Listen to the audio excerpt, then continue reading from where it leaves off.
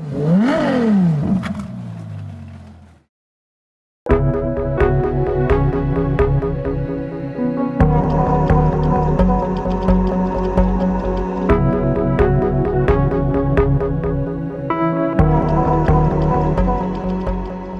to the future and the Peugeot E208, a new generation of 208 which is very much pushing the brand's upmarket strategy and trying to appeal to a younger, cooler type of audience. This super mini segment of the Peugeot goes way back to 1976 with the dinky little 104, and then using that same basic formula, the company delivered us the 205, the famous 205, the 206, the 207 and indeed the 208. Now here's where it gets a little bit confusing. The previous generation 208 was released in 2012, but unlike the previous naming conventions that changed each time the car changed, Peugeot have now joined the ranks the likes of the Ford Fiesta, the Volkswagen Polo, and they've kept the same name for the new car, which is this. So this, an evolution of the 208, is now simply called the new 208. But effectively, it's an entirely new car with extensive redesign both inside and out. It comes from the same PSA family as the Vauxhall Corsa E and the Citroën DS, we're not allowed to call it Citroën, the DS3 Crossback. In fact, it has the same chassis and underpinning as those cars, but it looks completely different, and looks that I absolutely love. I think this car is a fantastic looking car. The previous generation 208 for me was so bland, it did nothing for me at all. I wanted it to be a little bit more of a sporty sort of hot hatchy car, and it just did nothing for me at all. But this, the design's hugely improved over the outgoing car. This, the E208, comes as standard with the GT trimline, which is the top of the range. And I think it looks absolutely fantastic. There are a couple of quirky little parts on the car, like the claw-like marks they have around the lights these days on Peugeots, but you'd expect that from the guys at PSA. And the thing that strikes me the most, the first thing I noticed when I got in the car, was the steering wheel. I don't know what the design guys were thinking with this steering wheel. It's absolutely horrid. But the inside of the car looks so funky, looks so cool. And it's all driven from this iCockpit, which is effectively a 3D digital instrument panel that originated from the Quartz concept car that was at Geneva a few years ago. And the logic behind it is the information you view is split between two panels, one that sits a few centimeters closer to the other and displays the really urgent, useful information like speed and any warnings that come up that the driver needs to be aware of. And the car's absolutely rammed full of tech. For a small car, it's got lane assist and various bits and pieces, and you've got this huge, it seems very, very big for the car at least, this huge 10-inch touch screen. But for me, there's just, it's too touchy. I don't like so much touch, but that's the way cars are these days. I think people like me have just got to get on with it and live with it. The cars are all moving that way, but I like the old clickety-clacker buttons, which I'm delighted to say there are some of those here as well. Overall, there's absolutely no question that the cabin is a massive step up from the old 208. And I gotta say, I reckon this cabin has got to be as good as anything in its class. It's comfortable, it's quality, and it's a nice place to be. Other than, and I'm not going to mention it again, maybe once, but I'm not going to mention it again, this steering wheel. There's no question that car usage is shifting, because now petrol heads like me are almost frowned upon.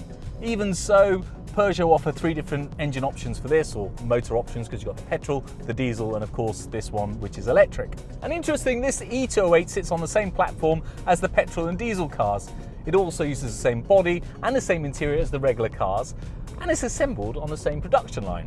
It does, however, have a slightly wider rear axle and additional strengthening on the subframe to make way for its secret weapons: the batteries and the electric motors. 50 kilowatt per hour battery pack and 100 kilowatt electric motors to be exact. And with this you get a relatively modest but typical instant EV 135 horsepower, 300 newton meters of torque, and 0 to 62 in 8.1 seconds. Not exactly a Tesla Roadster, but it's all very relative to the segment that this is in, and it doesn't feel like a slow car, and you've got that instant speed if you want it, as most electric cars have. But I know what you're thinking, the million-dollar question: what about charging? Well, there are now over 30,000 different charging points in the UK in 10,000 different locations, and I'm told that all of them are very easy to use. I'm told that from flat to 80% only takes 30 minutes. That's not too bad, as long as you're using a rapid charging public access charging point thingy majiggy. I'm not really into this whole EV thing just yet. And I'll tell you why I'm not just into the EV thing just yet, because it's not right for everybody. On our channel, if we say that EV is not right for everybody, we get slated, but it's not. It's not right for everybody. I'm sure that time will come. But it leads me into a very good point. What is the range on this car, and why isn't it right for everybody? The range claimed on a single charge for the E208 is 211 miles. To put that into perspective, I did a bit of analysis, and I took tennis star and Peugeot E208 ambassador Novak Djokovic. Cilj u tenisu mi je da postanem prvak.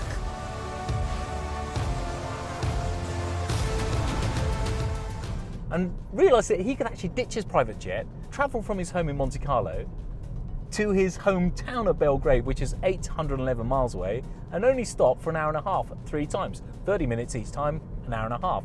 That's not too bad in anybody's book.